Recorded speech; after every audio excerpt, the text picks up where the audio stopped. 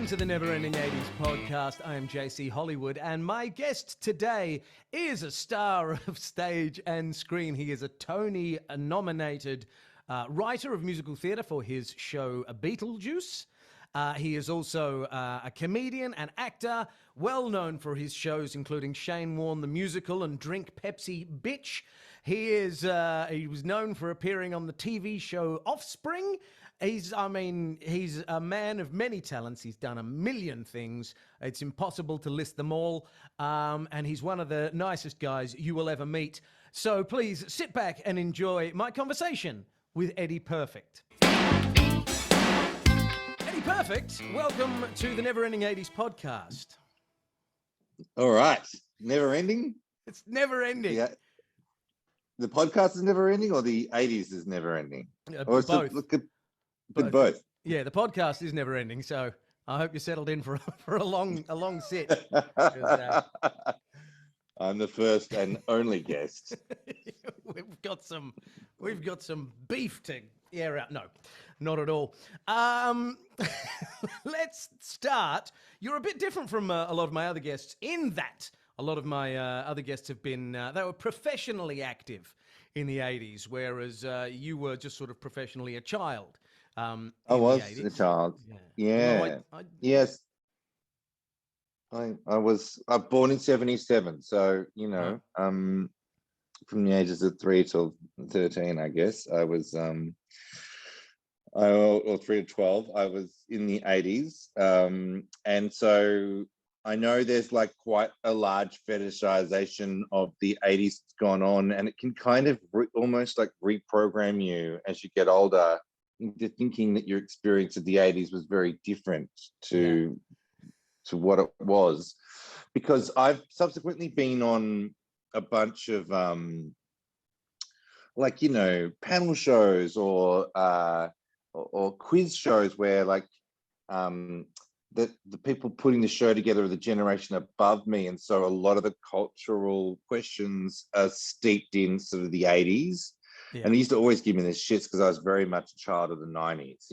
Everything 90s and 90s, for so long the 80s was so dominant as a kind of both musically and also in terms of fashion and style, and it was very flamboyant kind of decade. And the 90s is sort of was one of those things where no one's ever gonna revive the 90s, but of course that's happening right now.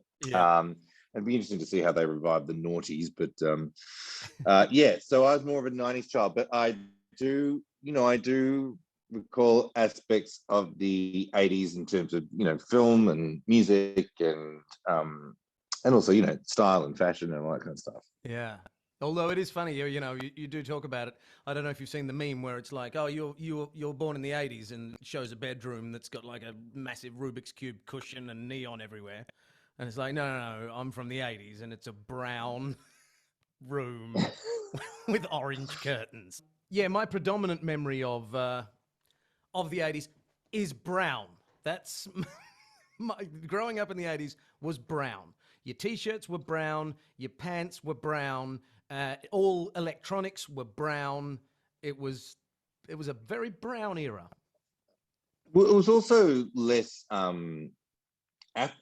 everyone's like into the 80s is all about affluence and greed is good and Gordon Gekko and all that sort of stuff, and okay, that might have been like Wall Street in the 80s, but like Mentone in suburban Melbourne in the 80s, my parents were high school teachers, all of their sort of friends were high school teachers with kids our age, and I went to a lot of different suburban homes in our area with people that are really similar to us, and I remember things that don't exist anymore. I remember things like, hand-me-down sofas and furniture, crappy couches and mismatching chairs and, unrenovated rooms and some, slow renovations that happened to one little bit at a time. But there certainly wasn't this kind of better homes and gardens kind of concept. It wasn't there wasn't that kind of pressure and expectation that your home would look like a magazine. It just looked like a family home, sort of shit everywhere. That's what everyone's houses looked like. Yeah. Yeah, well, I think that sort of we had a renovation going on eternally in my place where the mum and dad decided to put on an extra room, and I recall that taking months, and that was just an extra room. Um, Yeah. yeah, none of this will flip it in one in 3 weeks or whatever. It's crazy. Yeah, and I remember lots of different. I mean, feel like it's hard to remember what exactly happened in that period, but I do remember down the street there was a Brash's record store, and I remember buying the first single I bought was Guns N' Roses. Welcome to the Jungle, which had a B-side of Mr. Brownstone, I believe, and it was one of those, little records, little singles, the single Yeah, yeah, records. And I very clearly remember compact discs coming in and us getting one sort of quite late in the piece. And I remember VHS and beta tapes, and the kind of, there was a time where it was like, which way is it going to go? yep. Obviously didn't go well for beta tapes, but yeah, all of that technology reached us really kind of, hi-fi and CD players and, VCR players came down the pipe to our house pretty late. But the things that did get into our house that feel like they were 80s was music, pop music, I guess. Yeah, yeah. It was pretty pervasive. I probably mentioned this before. My dad was a TV producer, and uh, he was right in on Betamax. He was like, "This is a superior machine," and we'd go to the video store, and there was like a single copy of Storm Boy on the shelves, and it was like, "Dad, can we get a VHS?" And it was like, no. His favorite catchphrase Oh, was "Beta are better." That was his catchphrase. I was like, I'm sure yeah, it's you got better, one of Dad, those but dads. yeah, yeah, yeah. One So of those yeah, no, dads that not a just, lot of videos in my youth. it's hard yeah, it's hard to not, yeah, it's hard not to just make your mind up about something and then not be able to change it again. I can see how, I'm sure many men were painted into and women too, painted into a horrible corner when they backed one particular technology over another that didn't work. And then they, like, how long do you, shake your tiny fist at the sky, claiming beta is better, or, mini discs are superior in audio quality. Yeah, Anyway, time makes fools of us all. it certainly does. Yeah, I mean that may have actually been one of the first times that they really had to deal with that battling technologies. I mean now And it was it's so expensive too. Technology was so expensive to buy that shit. It's like a proper massive investment. Now, I think you can get, I mean, I don't even have a CD player anymore. That's how little CDs are being used. And, um, it's not a DVD player. It used to be like, a break the bank type scenario. And then it suddenly became enormously cheap. You're moving into a share house in the noughties. It was like, yeah, I'm going to get a DVD player, and you get one for like $50 or something. yeah, yeah, yeah, and a good one. Now it's crazy. Yeah. Yeah, yeah. So I wanted to talk to you about some of the things you've been working on. Obviously, the big one that I wanted to touch on was Beetlejuice, Mm. which was the musical that you wrote. So you moved to Broadway. Um, was Beetlejuice already in the works when you moved, when you uprooted the whole family, or rather King Kong, because King Kong was first, wasn't it? Yeah, well, Beetlejuice was the first one I started writing, and I got that gig in, I think, like 2014. Right. And then and so I'd been writing it for 4 years before I moved the family over. And I've been going kind of back and forth between Melbourne and New York to do, workshops and labs. And there's a lot of development processes that happen along the way. And then King Kong came in the door. almost 18 months after I got the Beetlejuice gig, and that just had this really short development time. I think it was two years from like literally sitting in a room being told this is what the gorilla can do. If you got an idea to write a show around that, because we've got a Broadway theatre book that'll fit the gorilla and we don't want to lose it. And so I was like, that's pretty crazy, but that's what we did. Yeah. Yeah. But yeah, Beetlejuice had a proper long development process, including an out of town tryout in Washington, D.C., you know, and it was kind of, that was like, there's something about the amount of time it takes to write a musical that from the outside, even for me, I was like, this is so long. What's happening? What's happening for 5 years? What's happening for 6 years while you write a musical? And while, of course, you know, you're not writing every single second, and there are like various stages of development and you have time away from them, and you can also carry on, most people are carrying on multiple projects at the one time. You know, the amount of time is actually really important. There's some weird thing that happens with creativity with a musical where like it's like being in a video game, you know, where you've got to like you just, you know, you're just sort of on a level for ages, and there's some like amount of tasks you need to complete before the door opens that allows you to go to the next level altogether. There's something about writing musicals with other people where you think you'd all be able to just go, right, these are the, you know, we're all experienced, we know what we're doing. These are all the discoveries we need to make about this show. Let's just go away and write it, and then it'll happen and it'll be great. But some things don't occur to you until like 4 years in, and it seems so obvious, but it's almost like you just had to kind of like pay your dues on that level before that door would open and you can all walk through it together. So when you truncate that process and you only have a smaller amount of time, you have less time to fall out of love with material. You know, everything's new and shiny, so you're like, this is the best and let's go for it. Whereas after 6 years of stuff, you're like, the songs you wrote at the beginning, you're like, fuck these songs, I hate them. And then it's more a case of like remembering what was good about them and not just throwing babies out with bathwater. But like the short period of development, it's really tough to iron out all the kinks. It's almost like you just got to poke it with a stick from every angle to find out what's working and what's not. And then when you bring an audience in, they have a completely different reaction. And the first version of Beetlejuice we did in Washington, D.C. was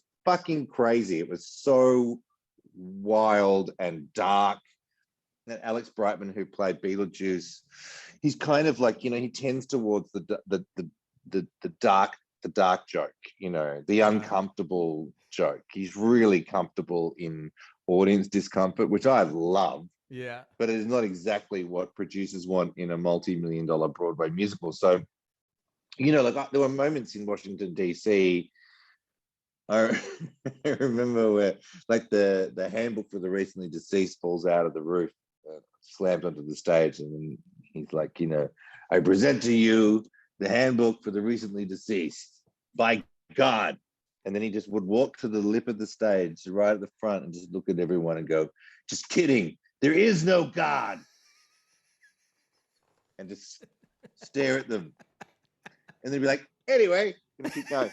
And I think roughly half the audience found that hilarious, and the other half were just so angry.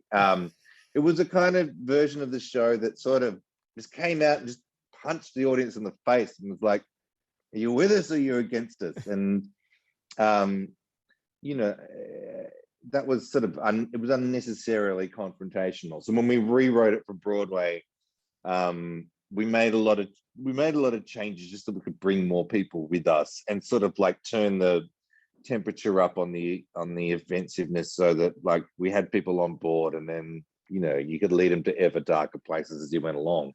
Had to be a little bit more seductive, but you know, it was a big challenge because, you know, you're putting a famous 80s movie on stage that everybody has a cult attachment to, but no one can really tell you what it's about, or, you know, and they remember such kind of specific things like little like vignettes or images, but not really the whole plot. And it is a kind of a strange, I mean, it's amazing that a movie like that got made, because it's sort of, it doesn't really make a lot of sense, and it is super strange, and the visual language is really kooky, and the form of it is odd, but it's a wonderful film. It's one of those films that I remember really. I have a few sort of 80s films that really stuck with me. And that was, that was definitely one of them because it was so visually striking. Yeah, so I was going to ask you what your sort of relationship with the film was before going into the musical. Did you see it in cinemas when it came out, or was it a bit? You might have been too young. I was too young, and I think it was I think it was like inappropriate for my age. Yeah. So I don't know when I saw it. I must have watched it on a VHS tape or something, and then I went back and watched it again to see whether what I remembered of it matched up to reality, and it's very different. I mean, you pick up different things as a kid. Things sort of speak to you differently when you're younger, and as I'm older, I was like, holy smoke, what's her name who plays? I'm having a total. Winona Ryder, who plays Lydia Deetz, is so young, and so is Catherine O'Hara, but the cast is great. And it's like sort of satirical in a very odd way. But yeah, I remember the visuals of Beetlejuice certainly, and the kind of anarchy and the danger of Beetlejuice, and the scariness of him. And so it was like, well, how do we take that character, a guy that's sort of scary and chaotic and evil, but make him appealing to audiences? And that was really hard because he really wasn't in the beginning. He was fucking horrible in Washington, D.C. But what we had to really ramp up was, his need, just to make him really, really super needy, like a lonely, isolated, invisible guy that just wanted somebody to sort of like see him, And as soon as you give somebody a need that people can relate to, they can do all sorts of horrible shit. And you're like, well, okay, we understand the concept of somebody wanting something, but doing all the wrong things in order to get it. Yeah. I did read. I was reading the an interview you did with the Guardian, where the Washington Post had said that it was what is it? It was a coke snorting F-bombing disaster. And you were like, "How's that bad?" Yeah. Yeah. Till we got to the disaster bit, it was going really well. Yeah. Look, I mean, I think that we were expecting. We were not expecting like the negative reviews we got in Washington, D.C. And I got to say, though, the Washington Post one was particularly harsh and unfair, but at the same time, it it sparked a lot of soul searching and a lot of argument, and it just meant that we went back to the musical, and we passed through every single moment going, is this telling the story that we want to tell? Because people weren't following the story because of the chaos.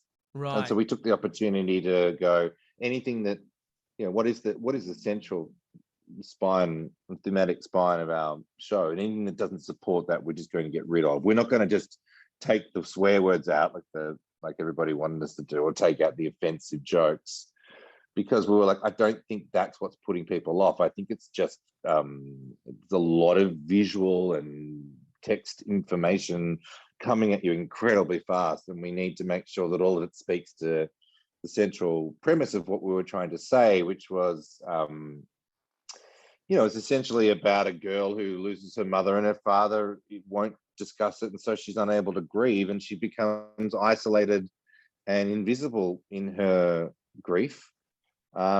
And so it's only natural that she kind of she forges a relationship with this kind of demon who also feels invisible and overlooked, and they kind of strike a Faustian bargain to kind of get seen by one way or another. And we wanted it to be about Lydia wanting to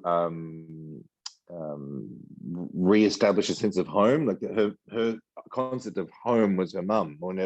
With her mum out of the picture, she's sort of adrift, and her whole plan is to get to the netherworld to be reunited with her mother to re-achieve that sense of home, and then we had to kind of redefine, find a way that she can redefine home for herself with this sort of ragtag bunch of misfits, and ghosts and demons and all these people she meets along the way. And so we just concentrated on trying to tell that story, and also to be really overt about the differences between the film and the stage piece. I mean, we were not bound to, tick any sort of boxes with Beetlejuice. I know that Tim Burton, we needed to stay in, Tim Burton's good books, and none of us, wanted to dismantle his movie in any way, but we did put Lydia's story front and center of the musical, and but we really wanted to pay homage to the film because we loved it so much, and we, ultimately to have him like it, even though Tim wasn't involved in the creation of it. And I think we sort of managed to achieve a piece that is an adaptation of Beetlejuice that sort of sits in parallel alongside the movie, and didn't seem to piss off devotees of the film, and didn't seem to piss off Broadway people too much, and sort of like found a way to navigate to keep most people happy. But it was still, when it got to Broadway, a frenetic show. Like it's still high energy, and it's random, and absurd things happen, and it's dark, and it's like sometimes it's stupid, and all things that I think reflects the way contemporary comedy is in the world. And it attracted this audience who really loved the speed at which the ideas and the jokes came, and the kind of random sort of chaotic nature of the musical tapped into this kind of youthful energy, at the same time that it totally alienated critics. They were just too old for it, and they would write like embarrassing things like, "Oh, it was too loud. The musical was too." I mean, fuck. If you ever go to a musical and it's too loud, just fuck off. Like, just go to bed. Go to bed, get under the covers, and then don't come out again. Like, have you ever been to a gig? Like, gigs are loud. You've been to AC/DC? AC/DC is loud. Yeah. But, I've never been in a musical and gone, "Oh, this is a bit." I'm like, I'm always like, turn it up. That's what I'm like in musicals. Like, why can't I want to hear everything. And like, yes, clarity, as a composer or lyricist, clarity is like the thing that is really important to me. But right next to clarity is the fact that contemporary music, especially when you're talking about like rock or soul or gospel or dance hall or, big band swing, whatever, whatever is sort of, there's a volume at which it needs to be in order to communicate energy. Yeah. Like no one's listening to, like, what's his name?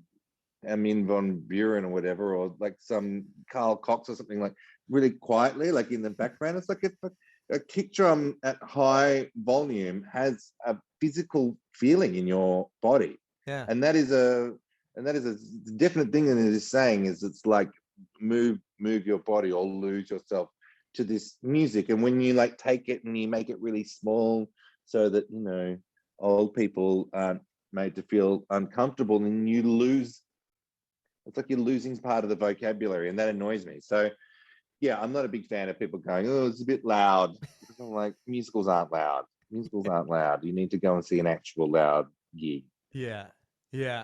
Well, fortunately, the critical response didn't impact you in the end. The show was doing very well until COVID shut you down. Yeah. You got nominated for a Tony Award for it. Yeah. And I wanted to ask you, when that happens, did you feel, because as you said, it had been 5 years you'd been working there, did you feel like an outsider, or by that stage were you like, I'm so ingrained in this community, in this industry, it's particularly in Broadway, that it, did you feel like the outsider, or were you more at ease with Uh, it when it happened? um, Look, I think it's really tricky. I absolutely felt like an outsider because I think I am. I am, like, I'm a guy from Australia, and I also have a super weird name. And so when I turned up with my name on two Broadway shows for my first time ever being on Broadway, two Broadway shows in the one season, which was never my intention. No one wants to be working on two shows simultaneously because one show is like more than a 24-hour in a day job. It's like insane. So two was not my choice, but two at the same time was what happened for scheduling that I couldn't control, and just looked fucking weird. I just weird Eddie Perfect. Who's Eddie Perfect? Who do you think he is? I would be annoyed with me. I'd be like, who's this fuckwit? So there was a bit of that going on. And then there's also like, I don't really know anyone. And so it's hard. Um, it's like, you realize that when you're part of a theatre community over many, many years, you sort of like, you start to bed yourself down. Like I'm a lot more embedded in Australian theatrical kind of community than I am in New York. So I don't really know anyone. I'm totally new and untested. And then I also think when it comes to like the Tony Awards, everybody is a bit of an outsider with the Tonys. Even if you're like from New York City, I think, if you get nominated for the Tony Awards, it's never like, oh, of course, this is where I hang out all the time. It's a big honor, and it's like everybody's sort of nervous, and the whole machine of it is crazy because I had kind of like just decided that obviously Beetlejuice had opened. It had been open for 2 weeks. It wasn't selling very well. The reviews weren't very good.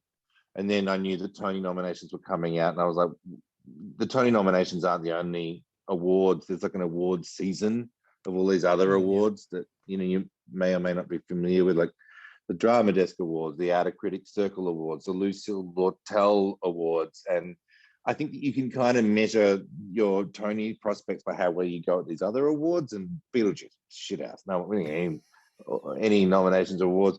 A couple of nominations here and there, but nothing really happening. And I was like, this is not looking good for the Tony Awards. So I just figured it was going to be bad, and then I just had to get through the fact that the disappointment and then just keep rolling on. So it was a very big surprise. They get it announced at 8 a.m. in the morning. I dropped the kids at school, and I threw my phone in my bag, and I just ignored my phone. I thought I'll just come back and I'll check out who's been nominated later on in the day. But when I turned my phone back on, I had lots of like messages from my agent and text saying, you've been nominated. And that was extraordinary. I went from like thinking, oh, well, I had my shot at Broadway, but I think I fucked it, or, at least this one didn't work, and now I've got to go away and buckle down and spend 6 years writing the next one, and maybe, I feel like I've paid my dues.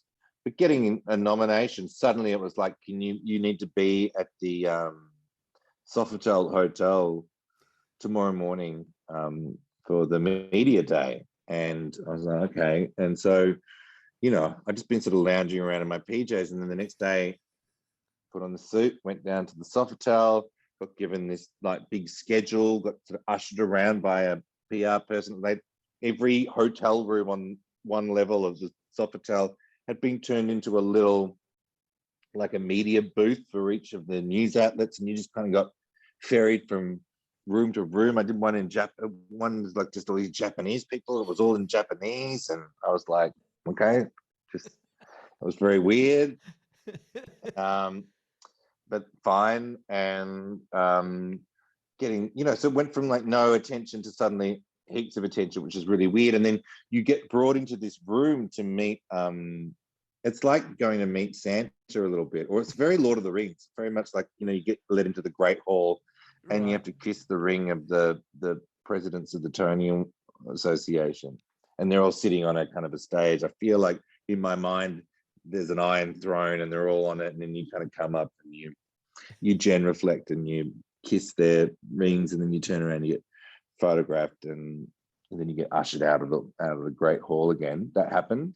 So it's all very weird. And then yeah. So, but it was great. It was great because it sort of like saved me. That was like a real lifeline, those Tony Awards. It kind of was like, oh, this person's worth paying attention to. And of course, when your show gets nominated for Best Musical, all of the Tony voters, which are regular sort of theatre people as they are with the Helpmans here in Australia, you know, suddenly they're forced to go and see your show, which they previously didn't want to see. Right. And that was an interesting process, because suddenly we started getting, you know, like people who were quite prominent in the theatre community who had sort of didn't have any interest in Beetlejuice having to come and see it because it was nominated, and kind of changing their minds and talking about it. And that really started to grow the buzz. And then the actual performance on the Tony Awards, I just completely rewrote the opening number to be about Beetlejuice crashing the Tony Awards. And that's something that we do quite a lot in Australia.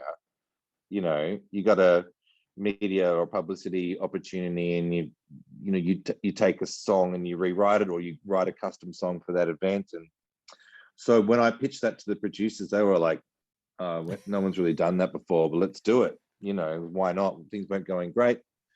And that performance plus the album just totally changed our fortunes. You know, the album just took off, and that performance was sort of shared around on you know, it was a YouTube video, got shared around, and it just did really well. And we somehow managed to kind of communicate what the show was, and suddenly we were selling out and breaking box office records. It was fucking weird. It was the exact same show, but we just somehow managed to break out of that sort of New York theater bubble that wasn't working for us, and find actual people. And now it's like now people are really obsessed with it in a way that no one's ever been with work of mine before. Right. Which is great. So It's COVID, good. Yeah.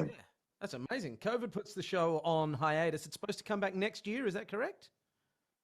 Yeah, it's going to, I think it opens in like late March or early April on Broadway, but in a new theatre. Okay.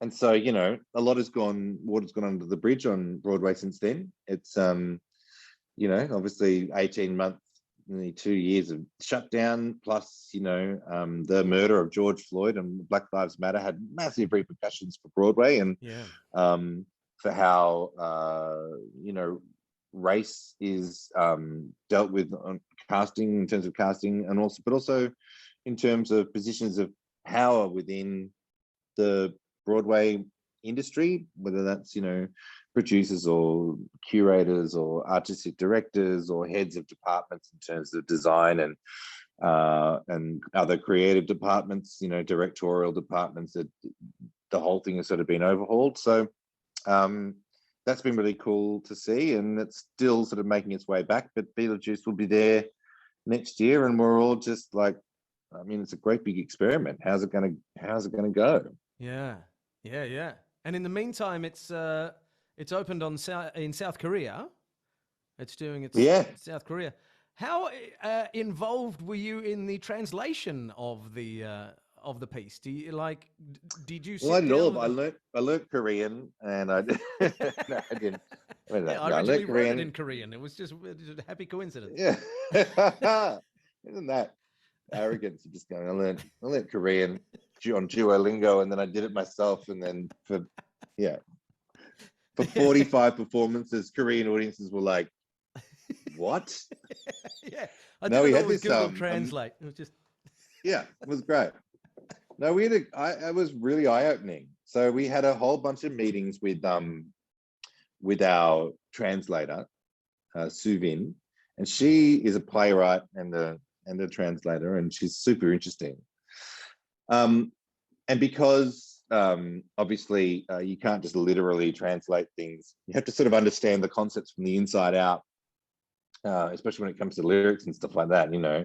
Because Korean, just in terms of, you know, syllabic real estate, uses a lot more than English. So it takes a lot more syllables in Korean to say what you want to say in English. So it required the translator to really understand not just what we were saying, but, you know, how we were saying it, and style, and You can never really be too sure, but they basically essentially write the totally translated version, and then they back translate it literally into English, so you can read it. And while that's not like, a perfect system, because some things in Korean have different resonances and different meanings, and some of the cultural references we were like, but some of it was so fucking hilarious in accidental ways. So the opening number is like that repeated motif, which is "Welcome to a Show About Death," but in Korean, that translated to "This is one killing show." And we started to get obsessed with it. We were like, "Wow, I think we should use some of this for the Broadway show. This is one killing show." So like all that stuff was really cool. I mean, it's tricky because, oh man, this whole business is very funny. Like, there's some uncomfortable stuff in Beetlejuice. Essentially, when Lydia comes back from the netherworld and she wants to trick Beetlejuice into, marrying her, wanting to marry her again. But the whole thing is a big con laid out by Lydia in order to marry him so that he becomes alive, so that he's then killable. And she kind of ropes everyone in on the con, and she sings this song called "Creepy Old Guy" about like how excited she is to be marrying this creepy old guy. And when I first played it for the American producers, I mean, they fucking freaked out. I mean, it was even the original version was a little darker, but it was they were like, "Holy shit!" And audience, I watched audiences on Broadway, and they were like, because it's she's 14-year-old girl talking about how much she loves creepy old guys and how their sexual harassment is just wonderful and welcome, and aren't they amazing? And the Koreans just didn't want to. They just did not want to deal with it. Yeah. So the translation came through, and it was like "guy from the other side." That was and it was all like, this is a guy and he's from the other side. And I was like, I think you totally missed the point of what this song's about. And I like explained it, and they were like, "Oh yeah," but everyone was very quiet about it. And so I think the translation process can sometimes be used to edit content in a show if a producer is like, "We can't do this." It essentially turned out that they didn't want to deal. They were like, "Oh, this is something that's actually quite offensive in Korean culture." And I was like, I'm like, "You're telling me you don't have creepy old guys in Korean who sleaze onto young people on the street, like that wolf whistle people in the street, or follow them, or make unwelcome kind of like propositions to women on the street like they do in every other society and culture and country on the planet?" They just didn't want to deal with it. Yeah. Even though it was very clearly like, I was like, I wrote it at the time when in New York there was this big thing about women walking around with like GoPro cameras on them and counting how many times men sort of harassed them. And I was like, what are these guys wanting to get out of this? They're so gross and old. And I was like, why don't I write a song about that? Like that somehow all of this really gross, sleazy, inappropriate sort of public behavior sort of pays off miraculously for Beetlejuice. And it's like, yes, I knew if I just kept up with the sexual harassment, it would work, and it has. But yeah, they didn't want to do that. Yeah. Well, maybe it's a bigger problem there. Who knows? That's crazy. And we are gonna. We can't fix everything. No. We're going to jump into the categories soon, but before we do, coming up, it's been postponed, but it's back on. You're going to be appearing in 9 to 5 next year. Is that correct? Yes, which is very much set in the 80s. Just to return to the theme. Yeah. And I'm playing Franklin Hart Jr., who is the misogynistic boss, and it's like it marks a kind of a slightly interesting, maybe an interesting moment in my career where I'm like, I've been cast as like a grown-up, and I'm like, shit, yeah, I've been waiting for ages. I'm like, I'm always like, oh, I want to be like be able to play Captain Von Trapp, all the dad roles, that's coming. I want to be the new Cameron Daddo. I mean, there is still an old Cameron Datto, and he's very nice. So I don't want to use it, but like there can be room for two Cameron Dattos. I'd love to be the second one. Absolutely, sure, yeah. No, when I saw that you were playing the Franklin Hart, and I went, oh, who played him in the film? And it's Daphne Coleman, and I'm like, Eddie's too young for that. But no. How old was Daphne Coleman? How old was he when he did it? Yeah. Let me have probably a look. Probably in his 30s. He probably was, Oh, wait a second. That's years active. I was going to say, it says here he was born in 61, but he wasn't. He was born in 32. So 48 he was at the time. He was 48. 48. There you go. Yeah. Well, I'm turning 44 in a minute, so there you go. It's not too bad. There you go. And actually, when you look at him, Daphne Coleman's one of those weird actors that you look at him now and go, yeah, that's how he's always looked. But no, he did actually look young for a while there. And back in 9 to 5, he was looking youngish. He's not the old man that he seems now. Is he alive still? He is still alive, I believe so. So he'd be he's like 90 or 89 or something? 89, yeah. Wikipedia has him still alive. Right, because Sondheim was born in 1930 and just passed away at the age of 91. That's how I did the maths on that. I'm not like... Nice. Yeah. I mean, you are a pretty mathematically... I wouldn't call you mathematically challenged. Now, before we leap into your categories, I wanted, this is a question without notice, so feel free to pass if you can't. But that sort of period of the 70s, the 80s, up until the 90s, like if we say from Jesus Christ Superstar up until Rent, you've got this kind of purple patch of musical theatre. It was sort of one of its big boom eras. So if you can you give us your favourite musical from that period? I'll let you go, a bit 70s or a bit 90s if you need to. Well, I definitely am a big Jesus Christ Superstar fan. And what was that, 77 or something? I think that was, maybe. I think it turned out to be 69 or something. And then the 80s musical thing really, that was never the period that appealed to me. Yeah. The kind of, it was dominated by like Andrew Lloyd Webber and the Claude Michel Schonbergs, and you had your kind of your Phantoms, the operas, and your Cats, and then things like Martin Guerre and Les Miserables and Miss Saigon, none of which appealed to me when I was younger at all. I was introduced to music theatre via Stephen Sondheim's 82 or 83 production of Sweeney Todd.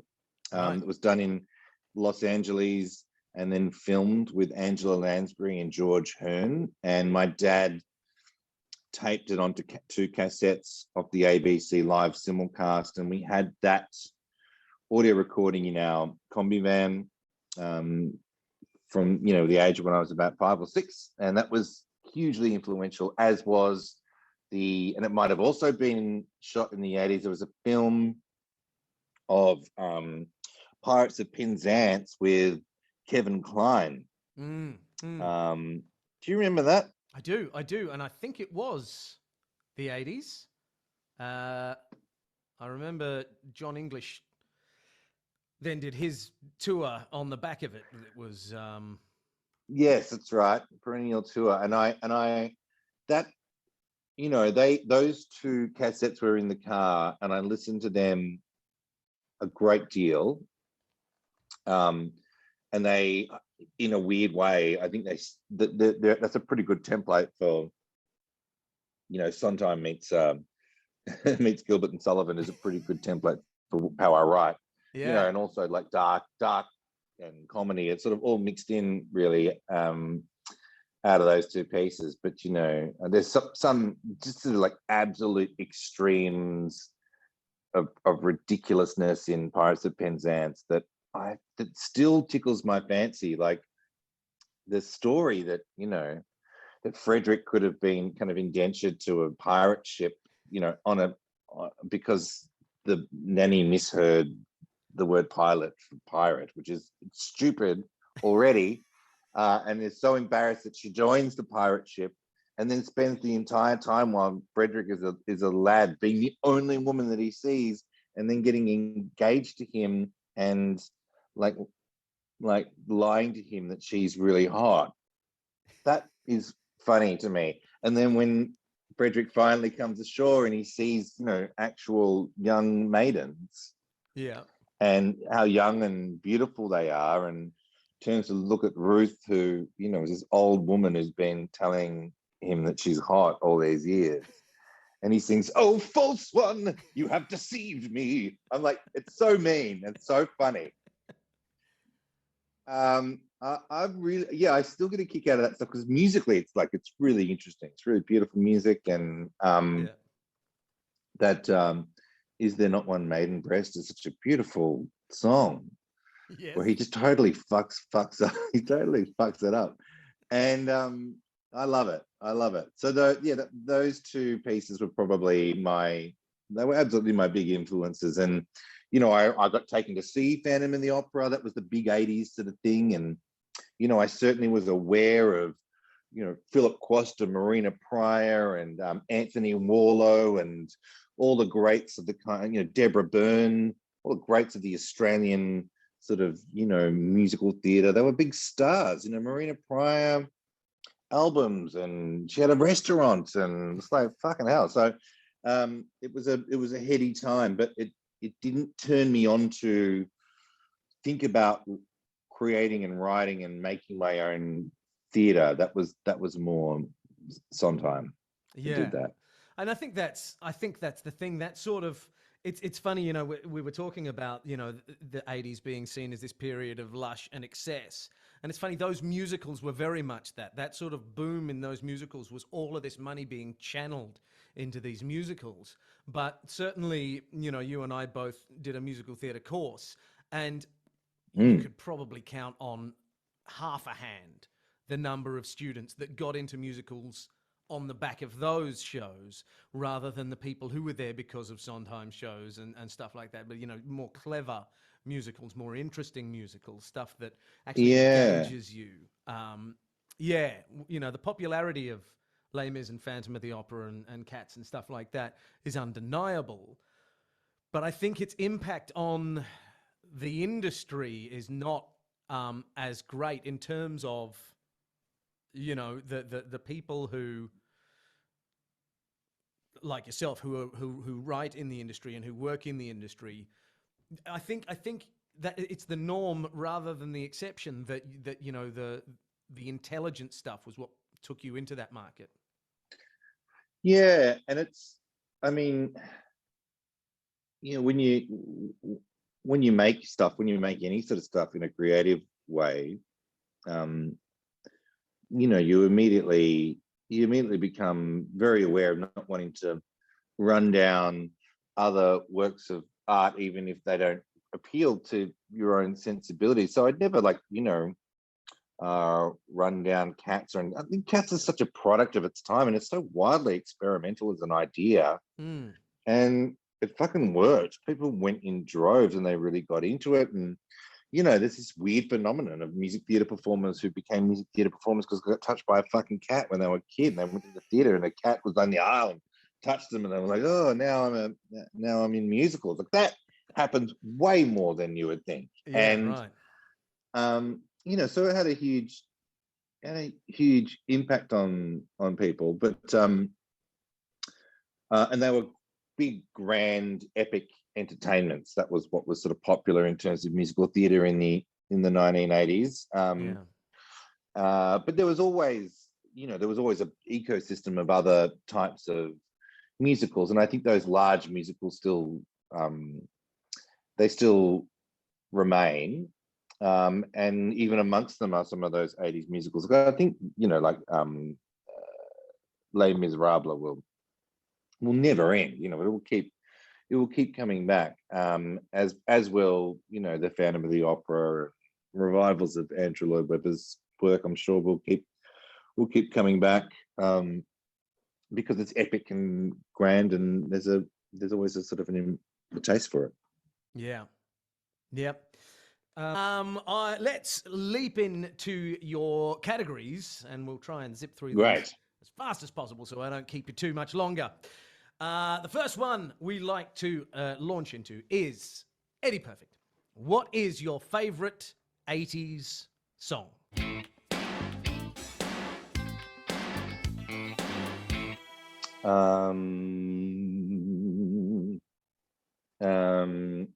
Oh God. I remember, is Aha's Take on Me? Is that a 80s song? Yeah, absolutely. I sang that in like show and tell at primary school. Did you? It's it's so demanding in terms of what it requires from a vocal range from a male. Yes. And they really don't write songs like that anymore. It starts about as low as you can go and goes through the stratosphere. I think it's like a 3-octave chorus, and that's very 80s to me, and so I'm going to go with that. Yeah, it's a good choice. I mean, it had a massive impact. The film clip alone sort of revolutionized things for a lot of people. That sort of drawn, animated sort of. Yeah, It was amazing. Where she's drawing the comic and then gets pulled into it. That was an amazing. I mean, it was a great time for film clips. But I remember there was I think it was Smash Hits magazine. They had the cover, which was they did a whole thing of Duran Duran versus Aha, and who's the better band and why, which was kind of weird. Aha was such a phenomenon, really, given that they were coming in on the strength of one song. I mean, they had some good follow-up hits in the end, so you can't really write them off entirely as a one-hit wonder. But in terms of the impact that Duran Duran had versus the impact that Aha had, and I think Smash Hits had Aha winning because they wore ripped jeans and had white T-shirts, whereas Duran Duran wore because they suits. always get that shit wrong, don't they? They went for Betamax when they should have gone for VHS. Absolutely, which is your way of saying that Aha are better.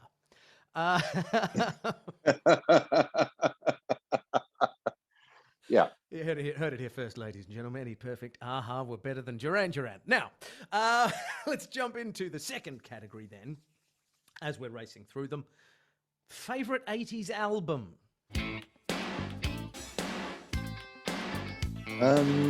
Okay, so this is going to be very musical theatre nerdy. All right. But I am going to say the original Broadway cast recording of Stephen Sondheim's Company. That's fair enough. I think it's technically I 70s, feel but like it might not be. Is it 70s? It might be, but let's allow it because I think for a lot of us, that was the 80s is where you discovered it. I mean, we'll allow it. Yeah, the original Broadway production was 1970. From the 70s, but who gives a shit? Right. You're allowed whatever you like. I think Company sort of found its niche in the let's let you have it under that. I used to buy those like those smash hits of the 80s, like those compilation cassettes. Remember them? Yeah. I had a great one which I can't remember. It was like called Hits of Summer or Summer Hits 5 or something, and it was very much 80s. It had Big Pig. Oh yeah. I Can't Break Away. Yeah. It had Onion Skin by Boom Crash Opera. It had You Want It All, but you can't have it. Faith No More. Is that right? Is that possible? Yeah. Yeah. And then it had like it's in the back room, living in the wild, wild west. Remember that one? Yeah. Anyway, she's so mean. I don't care. All that shit. And I was really into compilations. Because it was before, Spotify, and it was a way of just Richard Marx. Yeah. Yeah. That was a big one. I used to love Richard Marx. Yeah. Oh, Ice House, Ivor Davies. Oh no, this is what it is. Okay. Ish, 1927. Yeah. Okay. Good choice. Good choice. 80s? Was that 80s? Yeah, I think so. Fuck, I listened to that album a lot. Yeah. Um, What are we talking here? It was 1989. if I could paint, I'd paint a portrait of you. Holy shit. Just What great. an album. Compulsory Hero. Oh, Compulsory Hero. Had to go and be a hero. Yeah.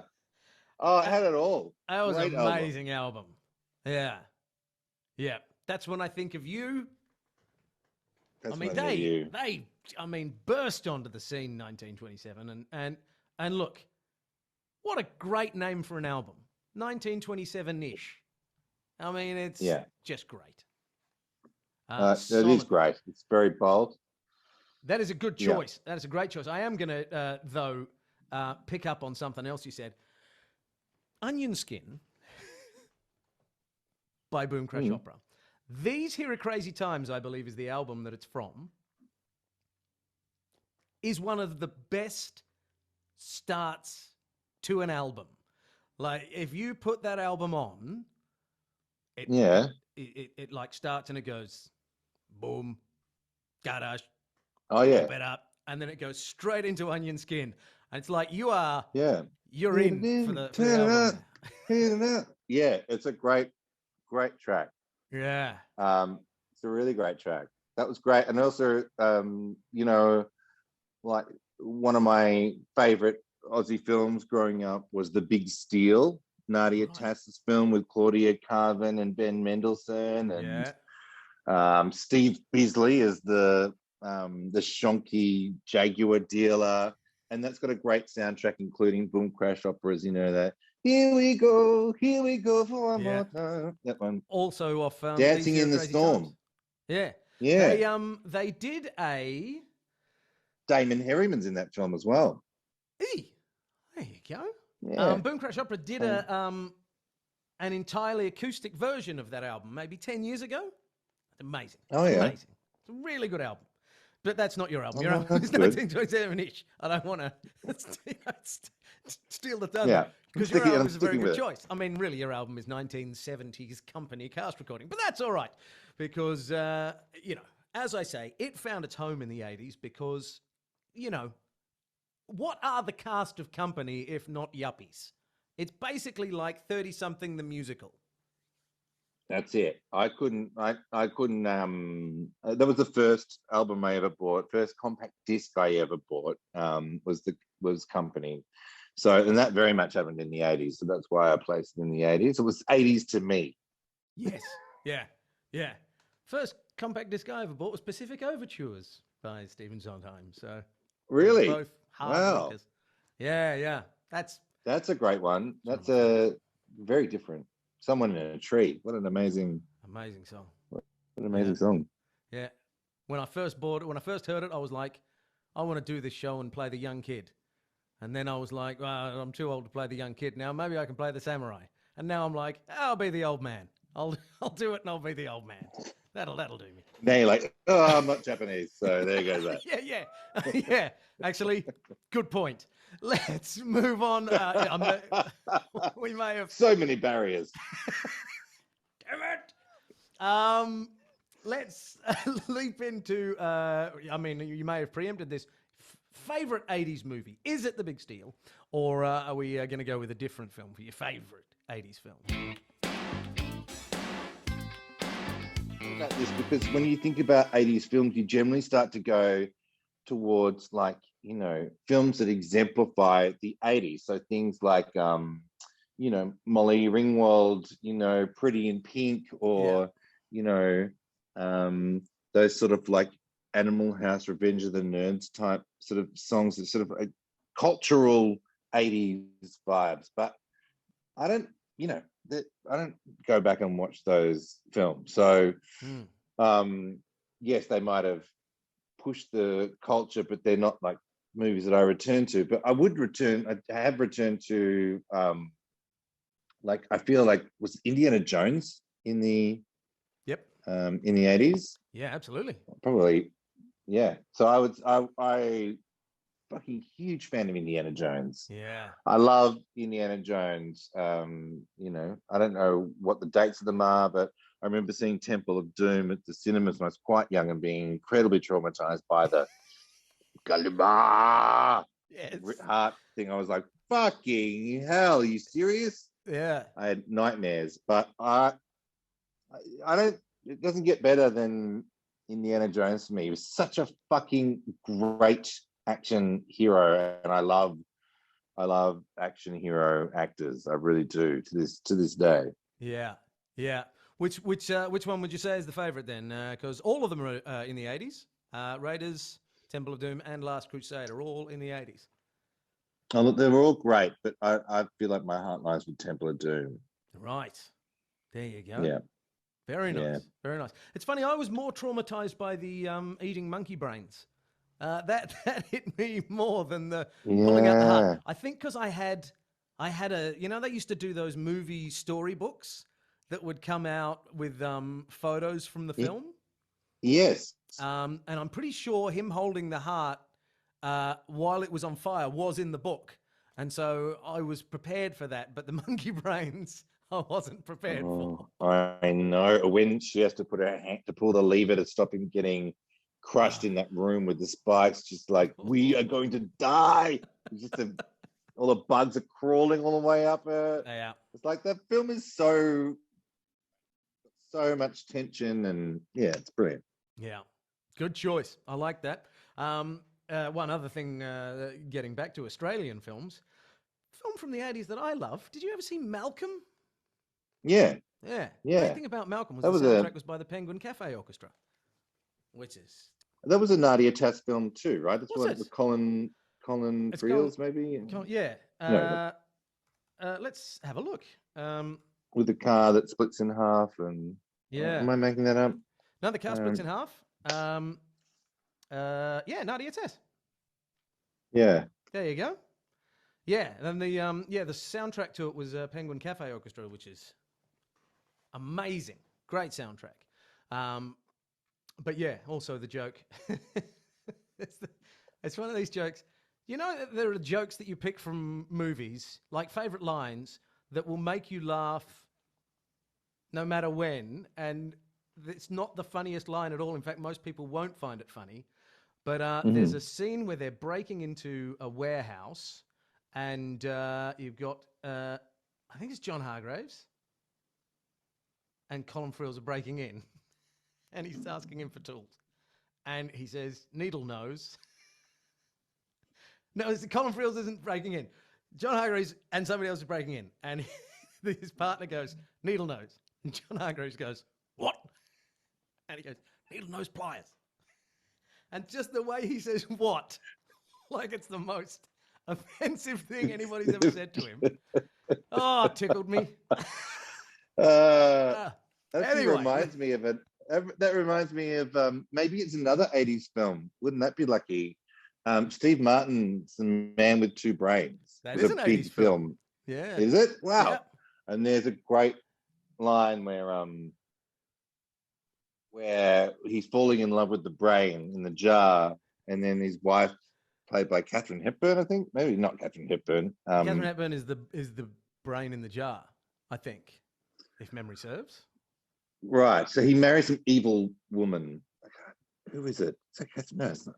I can't remember the name of the actress. Oh, fire. Your listeners are going to be like tearing their hair out going, I know exactly who that is. But the jealous wife takes Kathleen the brain Turner. and puts it in. Kathleen Turner.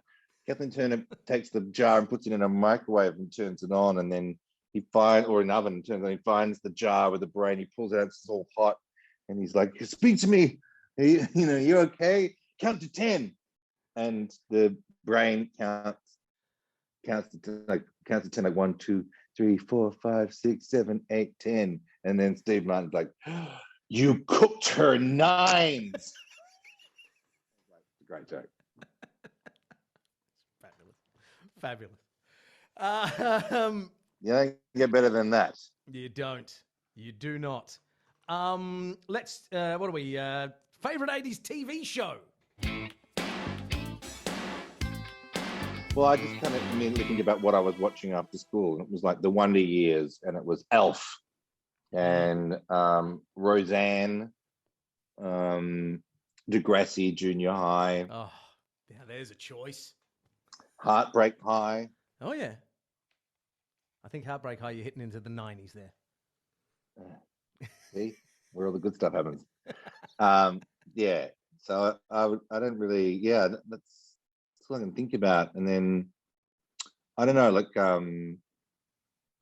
was Blackadder Yep, and the Young Ones in the 80s. absolutely. They were influential. So was Monty Python's Flying Circus, but I feel like that might have predated the 80s maybe. Yeah, But yeah. they were certainly big. Mm. Yeah. Yeah, I think that's all I can think of. Nice. I might hijack this category then, because there was a show that started in the 80s, and you were involved in a revival of it, and it didn't really take off, which was a pity, which is The Big Gig. I did want to talk to you about the sort of relaunch of The Big Gig. Oh yeah, it got relaunched as the Sideshow, right? I think so. With Paul Something like that, yeah. McDermott. Paul Yeah. McDermott hosting it, but had a similar idea where um, to The Big Gig, where there were multiple stages and it was shot with an audience in the middle, and then they just sort of went from stage to stage, and there was like a mixture of stand-up comedy and musical comedy and physical comedy and just straight live music, and it was variety, circus, burlesque, cabaret kind of vibe, and yeah, it was really good, and I think that the ABC are uniquely placed to be able to film stuff like that. They've got those, big sort of sound stages and big roving cameras, and they're really into it. I've Yeah. done a few variety things with the ABC now, like not only as a guest on that, but I hosted they did 2 variety nights at the end of each of their week of mental health programming that they did a few years back. Yeah, yeah. They had a week called Mental As or something, and it was all the programming was to do with mental health and drawing awareness to it. And at the end of it, they had a gala called the Friday Night Crack Up, and I did that 2 years in a row, and that was kind of like somewhere between a variety concert and a late night talk show and like a telethon or something. It was all over the place, but it was really great. It was really old school, and all of the crew at the ABC Centre in Ultimo just love shooting that stuff. It's almost like the variety is sort of what they were built for, and it's a shame that more of it doesn't happen. There must be a reason. Maybe it's shit house. No one wants to watch it, but it's certainly fun to work on. That's for sure. Yeah, it is. It's such a strange one because the Big Gig in the 80s and 90s was, I mean, it was appointment television. You would watch it and you'd come into school, redoing the routines and stuff like that. And I absolutely think there's a place for it. I mean, maybe it doesn't have as much of a pull because people create their own variety shows by just watching different comedians on YouTube or whatever. But yeah, it does seem, because it was such a great place for discovering new comedians as well. You'd have that mix of established comedians and regulars and stuff like that, but then there'd always be some new guys coming up, which it was such a great little purple patch. And I remember when it came back, and I think you did the first episode. I think, if memory serves, you did a song with Tripod. I'm not sure. Yeah. We did an a cappella version of a Paul Kelly song called "Meet Me in the Middle of the Air." That's right. And then that was the first time we'd sort of performed together, and that was what was great about those variety shows, is they gave you an opportunity to kind of cross-pollinate and collaborate with other people, to perhaps do something that was topical or timely, or to do something that's sort of maybe outside the field of what you're expected to do, and create little little pockets of, beauty in amongst what was supposed to be kind of like, bawdy, lowbrow entertainment. And that was always fun and to catch people off guard. And it was also good because it meant you could show a really broad range of skills. Sort of everything had a home there, and that was really lovely to be a part of. And it gives you something to write for and create for. They still do stuff like that. I feel like in the UK, like, every now and then I turn on the tally and, Michael McIntyre is hosting and, at the Apollo or something, or, it's always with a whole bunch of guest comedians. And I always find that interesting to see who's out there and who's doing what. But I also just find straight stand-up comedy a little exhausting to get behind, I like I'm probably more interested in a variety of stuff. I think that's what maybe talent shows have taken the place of, your Australia's Got Talent and stuff is like a variety show where, instead of it just being about the entertainment, it's got to be about what the judges think of it or what the audience thinks of it or whether someone's going to win or whether someone's going to lose or, there's that. We're as a culture now, we seem to not just be able to enjoy stuff unless, someone has to have an opinion and someone has to lose. Yeah. Which is brutal, but I think you're 100% right there. Which is going to bring us to our last topic, which is the most ambiguous of them, which is your favorite 80s memory. Which is to say, something from the 80s, a personal memory, or you can throw in something that you think deserves more attention from the 80s, or, just something, a final thought on the 80s, maybe. My favorite memory of the 80s is a memory that I keep trying to impart to my kids with diminishing returns because it just makes me sound fucking ancient. Yeah.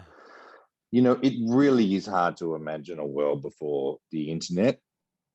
Really hard. And Jesus, so much about what is now available to us in terms of experiencing our culture and connecting to our culture, to the kind of detail of it is really available to us via streaming or whether that's a video and film and television or whether it's via streaming of music, services for streaming music. It's totally changed the idea of you go when you buy an album and you lend that album to someone else and you have a collection and that's the music you listen to. Now it's like you don't own anything and you just sort of like lease everything, and I think that's really great for consumers. It's fucking terrible for artists and like shamefully bad for artists, and I don't think that makes the service wrong. It just means they should just be sharing more of their money with the artists who actually provide the content. But before that, there wasn't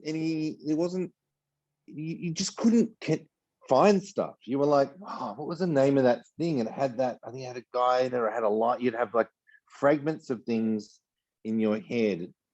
And then now you can kind of like type your memories into Google and you might find a match. But back then it was like, if you didn't know the exact title, or if you didn't know the director or the author, or you didn't know the name of that actor in the lead role, and you couldn't go on to get more information to track that thing down that you might as well kind of tangentially, or like on now you can put fucking SoundHound or whatever up and work out what any song is. And my favorite memory from the 80s was listening to, what was it, like Barry Bissell's Top 40 Countdown, right? Maybe. Two things. One was listening to that show and having my cassette in there, where I'd pressed record and play and then pause. That was on pause, but you didn't want to hold it there for too long because it could damage the tape. So, waiting for, my favorite song to come up and then recording that. And I used to always get shitted off when they would talk over the top of the intro at the start because I wanted it clean.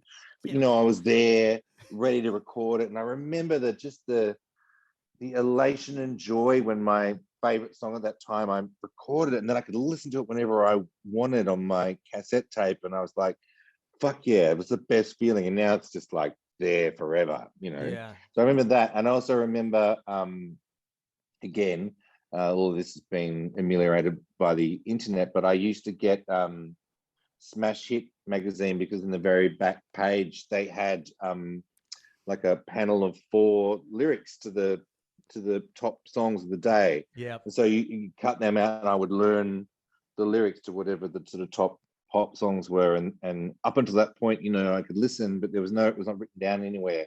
So everything was very slow and very analog, and laborious in a way that it just isn't now. But it meant that you sort of had to really kind of work hard to get music into your ears and into your life. Yeah. And in many respects, while, you know, we don't necessarily need to go back there, you do lose that euphoria that you used to get, because it would be that thing where you're like, I've no idea what this song is. But, you know, and when you'd found it after months or years of searching, that elation, it can't be mimicked, I don't think, you know. Yeah. Yeah. The joy of not knowing something immediately and then finding out Yeah. the answer. Yeah.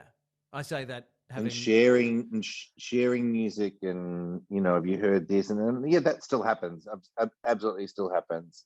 You know, but we were like at that point of finding music at an age when, you know, music was really shaping who we were. And it was so important to us to have music speak to us. And I remember, you know, songs having humongous effect, you know, talking about all sorts of different things that really, like, you know, had a profound effect, because we were in that age of, I guess, you know, right in the pocket of culture where all external culture and music and stuff is incredibly, vitally important. And it's still important to me, but it doesn't define me in the way that it used to, you know. And it's also with everything, it's hard to find, you know, it's hard to find what to listen to. Yeah. And when you find it, you then grab on with both hands. Never let it go. Yeah. Never listen to anything else. But I do listen to a lot of new music because my kids are into music, listening to music, and I like to listen to what they listen to, because it interests me. And most of it's good. I only don't like it if it's not well made. You know, like sometimes stuff is like really badly made, but then, you know, that's okay. We all share the same Spotify account in this house, so when the yearly wrap up comes, it's sort of like everyone's and no one's responsibility what the top song is. But our top song this year was the pop song Heather. Right. You know one? I don't know it. Conan. Anyway, a lot of pop in our house. So yeah. That's my favorite memory from the 80s. The just the inscrutability of trying to connect with music and film and TV. You just couldn't. It just required so much effort, and it was very rewarding when it happened. But yeah, I liked that feeling of success, of, yeah, the not knowing to the knowing was great. Yeah, that's fantastic. Eddie, thank you so much for joining us here on the Never Ending 80s podcast. So we can see you in 9 to 5 when it opens. Yes, it opens in Sydney. I feel like we're on stage at the end of February and start of March. At the Capital Theatre in Sydney, Capital Theatre. That's the one in the Haymarket, I think. Mm-hmm. It's going to Brisbane, and then I think there are more cities to be announced later down the line. So I think it'll go other places, you know, as long as fucking Omega 3 or whatever is going around doesn't get us fish oil, COVID fish oil. Yeah, we'll see. And if you're in the US, you can see Beetlejuice back on Broadway in, we believe, April-ish. Was it April? Yeah, April at the Marquee. And that'll be, the cast is yet to be announced, but that is happening now. They're finding their cast, and hopefully there'll be some returning faces from the original Broadway cast, and probably some new ones as well. It's very exciting.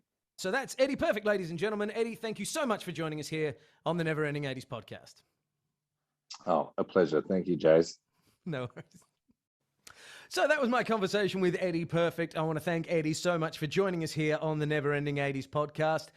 If you would like to send us any comments or questions, you can send them to NE80spodcast@gmail.com.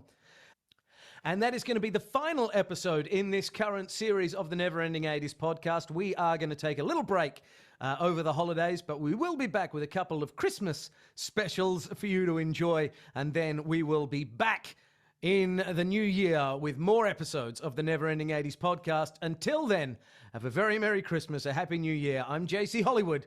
I'll see you next year. This episode of the Never Ending 80s podcast is brought to you by Sleishman Drum Co. Pioneering sound innovation since 1971, the Sleishman Drum Company are the inventors of the modern-day twin double bass pedal, a revolutionary product making life easier for drummers everywhere. They also pioneered the free-floating acoustic drum. Now, if like me, you have no idea what that means, it's a drum tuning system that doesn't bolt onto the drum's shell, i.e. the wooden bit that makes the drum sound good. This results in a great-sounding drum with more tone than ever before. Created in Australia and still manufactured in Australia, Sleishman drums are exported around the globe to some of the world's best drummers, including Queen's own Roger Taylor. They're even the kit of choice for the Never Ending 80s own Davey Rocket. So if you are in the market for a new kit, make sure it's a Sleishman.